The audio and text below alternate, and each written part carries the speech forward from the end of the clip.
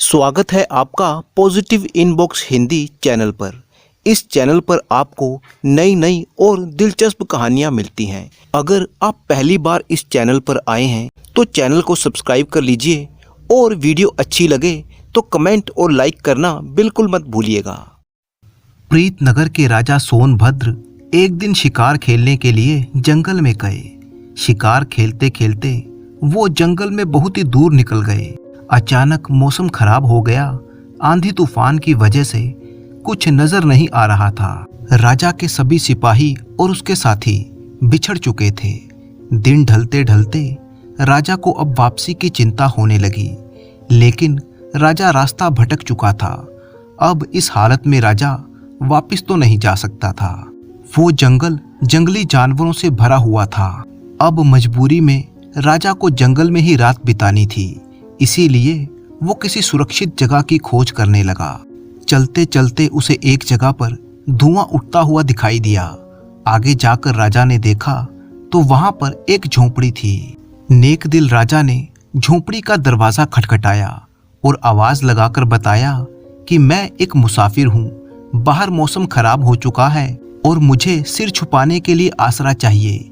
झोंपड़ी का दरवाजा खुला और एक बूढ़ा आदमी बाहर आया। वो बड़े ही सम्मान के साथ राजा को अंदर ले गया। उस बूढ़े आदमी की एक जवान और सुंदर बेटी थी। वो दोनों बाप बेटी इस जंगल में रहते थे और वो आदमी जंगल से लकड़ियां काटकर नगर में जाकर बेचता।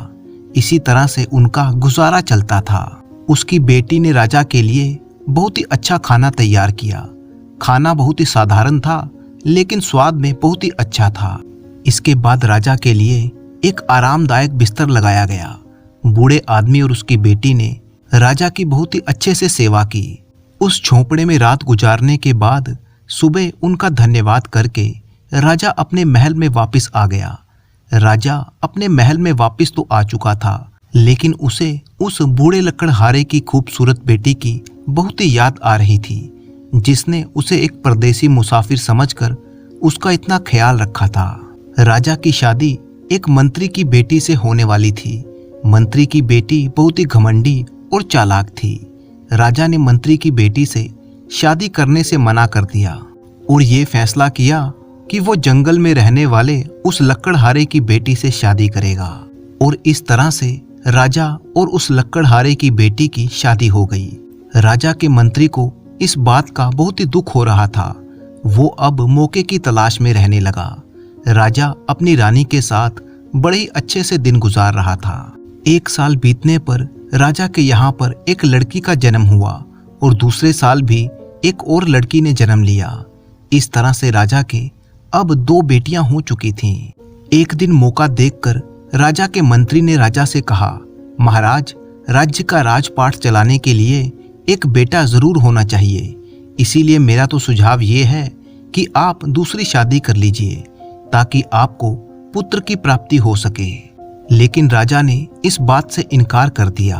जब मंत्री ने ये देखा कि उसकी बेटी की शादी राजा से होने के सारे रास्ते बंद हो गए हैं, तो उसने आहिस्ता आहिस्ता सेनापति और बाकी मंत्रियों को अपने षड्यंत्र में शामिल कर लिया। और फिर एक दिन धोखे से रानी के कमरे में सांप छोड़ दिया गया। सांप के डसने से रानी की मौत हो गई। दोनों राजकुमारियां अभी बहुत ही छोटी थी, लेकिन राजा ने फिर भी दूसरी शादी नहीं की। जब मंत्री ने देखा कि उसकी दाल नहीं गल रही, तो उसने रसोइयों के साथ मिलकर राजा के खाने में जहर मिला दिया, जिसके कारण राजा की भी मौत हो गई। और फिर मंत्री ने राजगद्दी पर कब्जा कर लिया। राजा की एक पुरानी और वफादार दासी थी जो ये सब कुछ देख रही थी। उसे अब इस बात का एहसास हो गया कि मंत्री जल्दी ही राजकुमारियों को भी मरवा देगा। इसीलिए वो दासी उन दोनों राजकुमारियों को लेकर रात के अंधेरे में कहीं दूर चली गई। इस तरह से एक नेक दिल राजा की जगह वहां की प्रजा को एक बेरहम और लालची राजा मिल गया। नौकरानी लड़कियों को लेकर जंगल में गई और उनका भरण पोषण करने लगी। समय अपनी गति से गुजरा। अब दोनों लड़कियां जवान हो चुकी थीं। इसी दौरान एक दिन नौकरानी बहुत ही सख्त बीमार हो गई।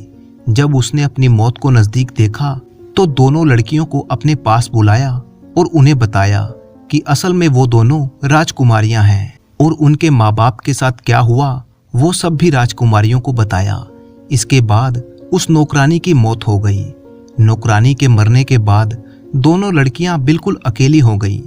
वे दोनों अपने माता पिता को याद करती और बहुत ही रोती, लेकिन अब कुछ नहीं हो सकता था। यूं ही दिन गुजर रहे थे। एक दिन की बात है, एक राजकुमार जंगल में शिकार खेलने के लिए आया। राजकुमार का एक दोस्त भी उसके साथ था। वो दोस्त मंत्री का बेटा था। राजकुमार ने जंगल में 2 तीतरों का शिकार किया और फिर अपने दोस्त को उनका मांस पकाने के लिए कहा। खुद राजकुमार एक घने पेड़ के नीचे आराम करने लगा। मंत्री के बेटे ने आग जलाकर तीतरों का मांस पकाना शुरू किया कि तभी उसकी नजर सामने एक झोपड़ी पर पड़ी, जहां पर एक बहुत ही सुंदर लड़की खड़ी हुई थी और वो मंत्री के बेटे को बड़ी ही हैरानी से देख रही थी। जब मंत्री के बेटे ने उसे देखा तो वो भी हैरान रह गया कि इस वीरान जंगल में इतनी सुंदर लड़की कहां से आ गई। मंत्री का बेटा उस लड़की के पास गया और उसे अपने बारे में सारी जानकारी दी। इतने में उन्हें जलने की बू आने लगी। मंत्री का बेटा भागकर वापस आया तो देखा कि जो मांस वो पका रहा था वो जल चुका था। अब वो बहुत ही परेशान हो गया तो लड़की कहने लगी, हटो, मैं तुम्हारे लिए ये तीतर पका देती हूँ। फिर उसने मांस पकाकर मंत्री के बेटे को दे दिया। राजकुमार, जो कि बहुत ही देर से इंतजार कर रहा था, सोच रहा था कि मेरे दोस्त ने इतनी देर क्यों लगा दी। पहले तो वो इतनी देर कभी नहीं लगाता था। मंत्री का बेटा जब पका हुआ मांस लेकर वापस आया, राजकुमार ने जब वो खाया तो वो हैरान रह गया और मंत्री के बेटे से पूछा कि आज तुमने इतना स्वादिष्ट मांस कैसे पका लिया? आज से पहले तो तुम्हारे हाथ में इतना स्वाद नहीं था। तब मंत्री के बेटे ने उसे ये बताया कि यहाँ से थोड़ी ही दूरी पर एक झोपड़ी है जहाँ एक खूबसूरत लड़की रहती है। उस लड़की ने ये मांस पका कर दिया है क्योंकि मैं तो सिर्फ उसे ही देखता रह गया। दूसरी तरफ छोटी राजकुमारी जब वापस अपनी झोपड़ी में आई, जो कि नदी पर कपड़े धोने के लिए गई हुई थी, तो बड़ी राजकुमारी ने उसे मंत्री के बेटे का सारा किस्सा सुनाया कि कैसे वो मुझे देखता ही रह गया। तब छोटी बहन ने बड़ी बहन से कहा कि तुम देखना, वो अब राजकुमार को लेकर वापस आएगा और तुम इतनी सुंदर हो कि राजकुमार तुम्हें पसंद कर लेगा। तुम राजकुमार के साथ चली जाना और उसके साथ शादी कर लेना, लेकिन उसे मेरे बारे में मत बताना। बड़ी राजकुमारी ने सारी बात सुनी तो कहने लगी, नहीं, मैं तुम्हें छोड़कर कहीं नहीं जाऊंगी।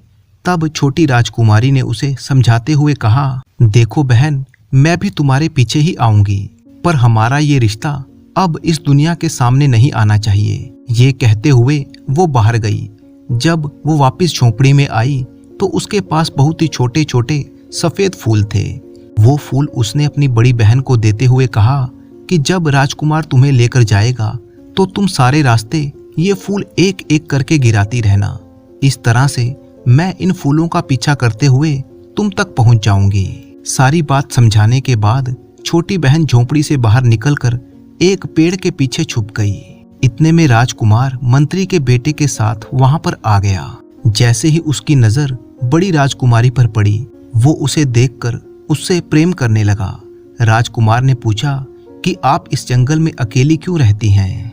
राजकुमारी अपनी छोटी बहन के द्वारा समझाई हुई बातें राजकुमार को बताने लगी और कहने लगी कि मैं यहाँ पर अपने माता पिता के साथ रहती थी। मेरी माँ की तो मौत हो चुकी थी, जबकि मेरे पिता एक लकड़हारे थे। जंगल से लकड़ियाँ काटकर उन्हें बेचकर हम लोग गुजारा करते थे। कुछ दिन पहले ही मेरे पिता की भी मौत हो गई। अब इस दुनिया में मेरा कोई नहीं है, इसीलिए मैं अकेली ही रहती हूँ। राजकुमार ने जब ये सुना तो फौरन राजकुमारी के सामने शादी का प्रस्ताव रख दिया और अपने साथ चलने के लिए कहने लगा। राजकुमारी उसके साथ जाने के लिए तैयार हो गई। चलते समय राजकुमारी ने एक गठड़ी उठा ली जिसमें सफेद फूल थे। राजकुमार ने उसे अपने साथ अपने घोड़े पर बिठा लिया और वे लोग चलने लगे। रास्ते में बड़ी बहन एक एक करके वो सफेद फूल गिराती जा रही थी। दूसरी तरफ छोटी राजकुमारी पेड़ की ओट से बाहर निकली और उन सफेद फूलों का पीछा करने लगी। राजकुमार बड़ी बहन को लेकर सीधा महल में पहुंचा और अपने माता पिता के पास लेकर गया। उसने अपने माता पिता को सारी बात बताई और ये भी कहा कि वो इस लड़की से प्रेम करता है और इसी के साथ दूसरी शादी करना चाहता है। असल में राजकुमार की पहले भी एक पत्नी थी, लेकिन वो बहुत ही घमंडी और नकचड़ी थी। उसकी माँ भी उसके साथ ही महल में रहती थी। साथ ही वो अभी तक राजकुमार को कोई संतान नहीं दे पाई थी। शायद इसीलिए राजकुमार ने दूसरा विवाह किया था। जब उन दोनों को पता चला कि राजकुमार दूसरी शादी करने वाला है तो उन्हें बड़ा ही गुस्सा आया, पर वे दोनों जानती थी कि राजकुमार जिस बात की ठान लेता है वो करके ही रहता है। इसीलिए उसने इस शादी के लिए बनावटी खुशी का इजहार किया और कहने लगी कितने खुशी की बात है कि राजकुमार की एक बार फिर से शादी होगी और हम दोनों तो सौतन नहीं बल्कि बहनें बनकर रहेंगी। जब राजकुमार की पहली पत्नी ने शादी पर कोई एतराज नहीं किया तो बाकी सभी लोग भी राजी हो गए। दूसरी तरफ छोटी बहन वो फूलों का पीछा करते हुए नगर में आ चुकी थी। पूरे नगर में उत्सव का माहौल बना हुआ था। छोटी बहन ने एक बूढ़ी औरत से पूछा, अम्मा क्या बात है, हर तरफ रौनक लगी हुई है। तो बूढ़ी अम्मा ने बताया कि हमारे राजकुमार को जंगल से एक बहुत ही प्यारी लड़की मिली है और राजकुमार उसके साथ शादी करने वाला है, इसीलिए सारे नगर में उत्सव मनाया जा रहा है। फिर छोटी बहन ने उस बुढ़िया से पूछा, अम्मा क्या मुझे यहाँ पर कोई काम मिल सकता है? मैं गांव से आई हूँ और मेरे माँ बाप नहीं हैं, रहने के लिए कोई आसरा भी नहीं है। बूढ़ी औरत कहने लगी, काम तो मिल सकता है क्योंकि आजकल महल में बहुत ही काम है और मैं भी वहीं पर जा रही हूँ। उस बूढ़ी औरत की एक बेटी थी जो कुछ दिन पहले ही बीमारी के कारण मर चुकी थी।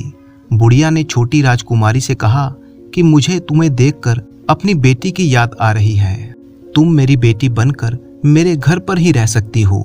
असल में ये बूढ़ी औरत अपनी जवानी में महल में नौकरानी का काम करती थी। अब बुढ़ापे की वजह से वो ये काम छोड़ चुकी थी। राजकुमारी ने कहा, ठीक है अम्मा, मैं तुम्हारे घर में ही रहूंगी, लेकिन मैं काम करना चाहती हूँ। क्या तुम महल में मुझे कोई काम दिलवा सकती हो? बूढ़ी औरत राजकुमारी को लेकर महल की तरफ चल दी, जहां हर तरफ खुशियों का माहौल था। बूढ़ी अम्मा जब उसे लेकर महल में पहुंची तो सामने से राजकुमार की पहली पत्नी आती हुई दिखाई दी। वो उस बुढ़िया को अच्छी तरह से जानती थी। बुढ़िया ने उसे प्रणाम किया और कहने लगी, ये मेरी भांजी है और आज ही गांव से आई है। इस बेचारी के माँ बाप मर चुके हैं। मेरी आपसे प्रार्थना है कि आप इसे महल में दासी के रूप में रख लीजिए। राजकुमार की पहली पत्नी ने छोटी बहन को बड़े ही ध्यान से देखा और फिर उसे लेकर अपने कमरे में चली गई। कहने लगी, सुनो लड़की, तुम इतनी दूर अपने गांव से यहाँ पर काम करने के लिए आई हो। मुझे लगता है कि तुम्हें अपनी गरीबी मिटाने के लिए धन की आवश्यकता होगी।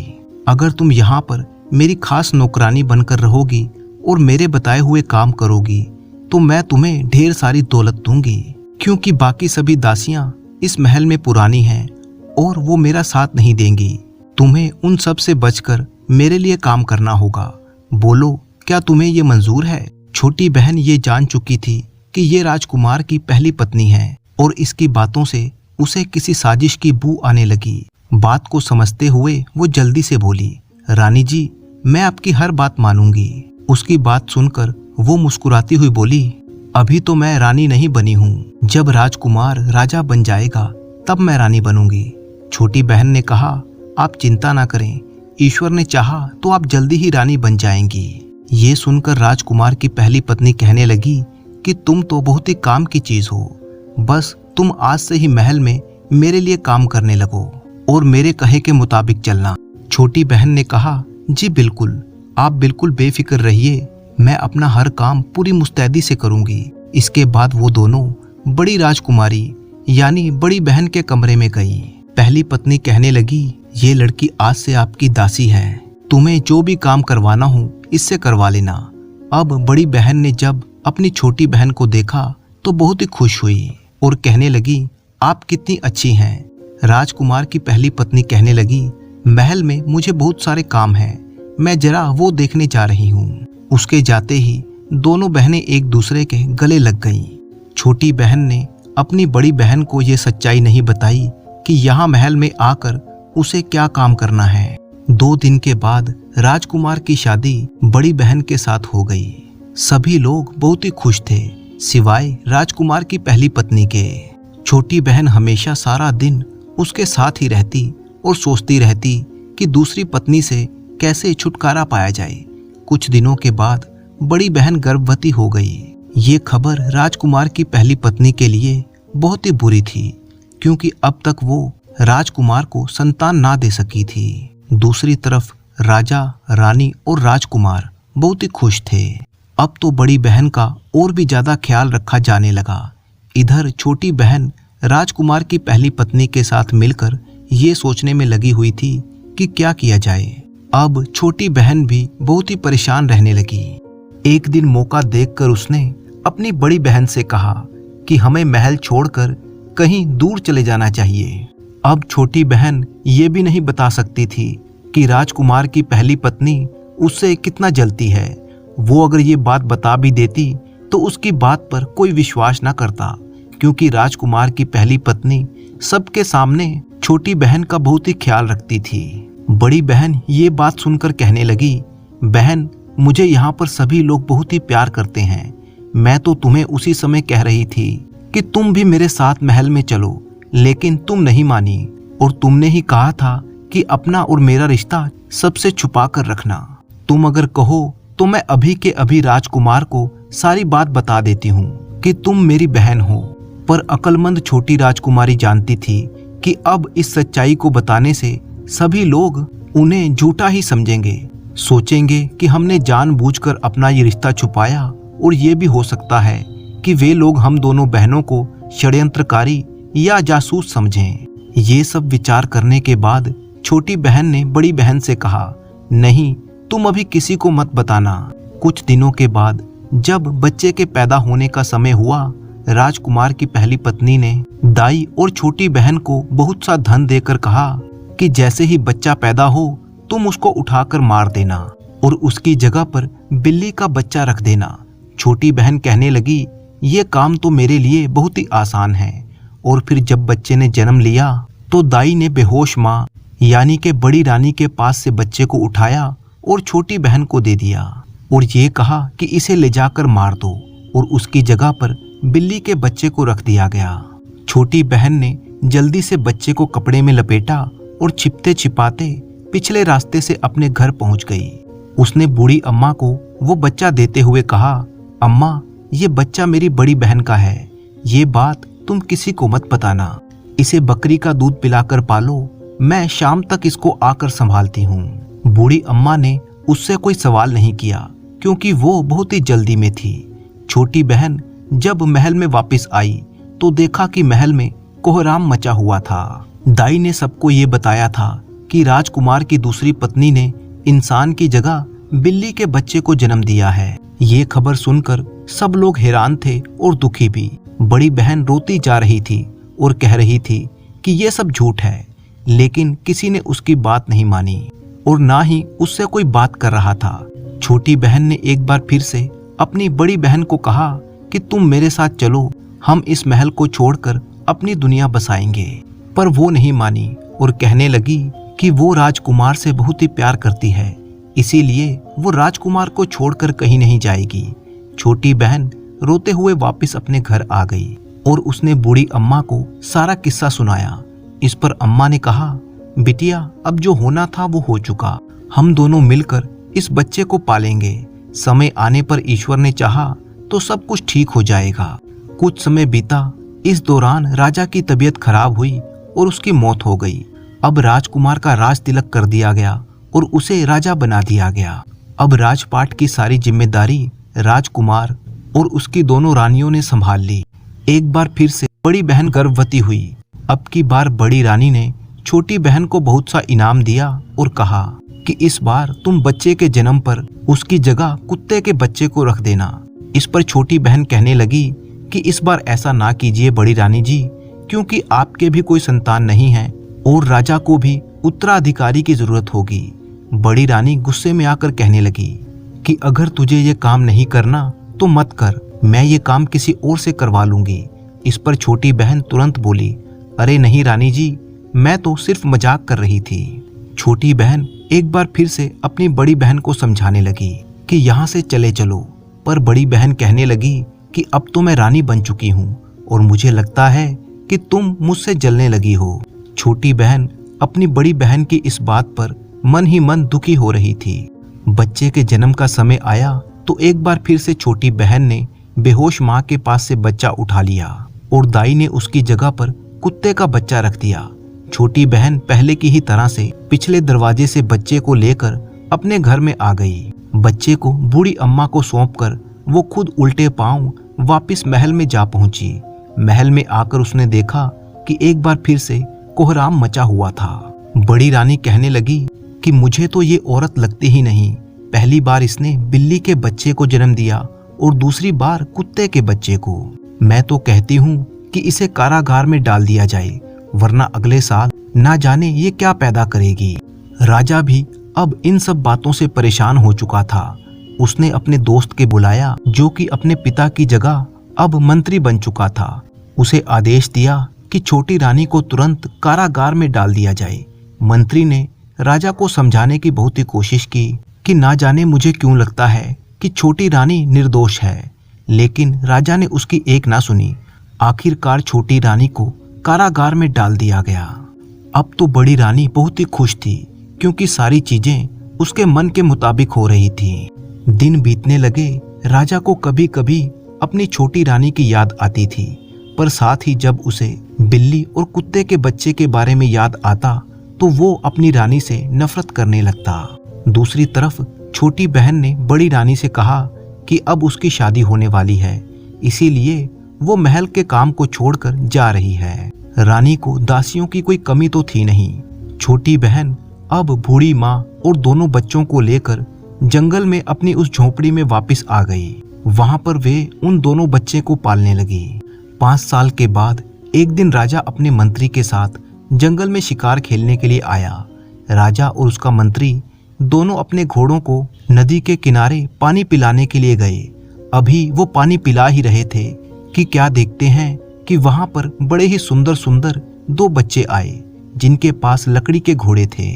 आते ही वे दोनों बच्चे अपने लकड़ी के घोड़ों को पानी पिलाने लगे और साथ में वो एक गाना भी गा रहे थे। काठ का घोड़ा लोहे की लगाम, चल पानी पी ले ओ मेरे गुलाम। राजा को ये सब देखकर बड़ी ही हैरानी हुई और वो उनके पास गया। उनसे पूछने लगा, प्यारे बच्चों, क्या लकड़ी के घोड़े भी कभी पानी पीते हैं और क्या लोहे की भी कभी लगाम होती है? इस पर बच्चे कहने लगे कि अगर एक औरत कुत्ते के बच्चे को और बिल्ली के बच्चे को जन्म दे सकती है तो एक ना एक दिन ये लकड़ी के घोड़े भी पानी पिएंगे। ये सुनकर राजा और मंत्री दोनों हैरान रह गए। राजा ने बच्चों से पूछा कि ये बात तुम्हें किसने सिखाई? इस पर बच्चे बोले कि हमारी मौसी ने। राजा ने कहा, बच्चों, मुझे अपनी मौसी के पास ले चलो। बच्चे राजा और मंत्री को उसी झोपड़ी पर ले आए जहां कुछ सालों पहले राजा आया था और बड़ी बहन को अपने साथ ले गया था। राजा ने जब वहां पर अपने महल की पुरानी दासी को देखा तो चौंक गया और पूछने लगा, लड़की, ये बच्चे कौन हैं और ये सब क्या मामला है? छोटी बहन ने राजा से कहा कि आप कुछ साल पहले यहाँ से जिस लड़की को लेकर गए थे, मैं उसी की बहन हूँ। मुझे इस बात का अंदेशा था कि राजमहलों में अक्सर साजिशें की जाती हैं, षड्यंत्र रचे जाते हैं। राजा ने पूछा कि तुम्हें पहले से ये अंदेशा क्यों था? वो कहने लगी कि हम भी कोई साधारण लोग नहीं हैं, बल्कि हम दोनों बहनें राजकुमारियां हैं। हमारे पिता भी आपकी ही तरह से राजा थे। वो एक बार जंगल में शिकार खेलने आए थे और रास्ता भूलकर मेरे नाना के घर, जो कि एक लक्कड़हारे थे, उनके पास आसरा ढूंढते हुए आए। वहीं पर उनकी मुलाकात हमारी माँ से हो गई। वे दोनों एक दूसरे को पसंद करने लगे और फिर दोनों ने शादी कर ली। लेकिन महल में ना सिर्फ हमारी माँ के खिलाफ षड्यंत्र रचा गया, बल्कि हमारे पिता को भी उसका शिकार होना पड़ा और इस तरह से षड्यंत्रकारियों ने हमारे माता पिता को मार डाला। हमारे महल की एक दासी हम दोनों को यहाँ पर ले आई। इसके बाद हम इस जंगल में रहने लगे। इसीलिए मैंने अपनी बहन से कहा था कि वो हमारे रिश्ते के बारे में किसी को न बताए।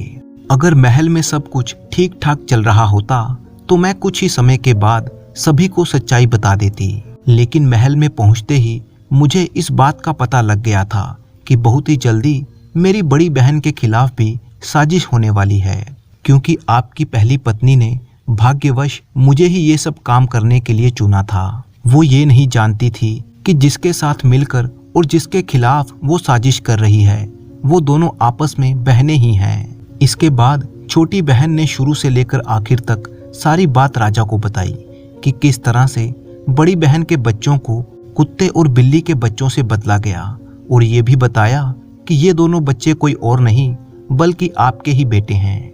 राजा ने दोनों बेटों को गले से लगा लिया और सभी की आंखों में आंसू बहने लगे।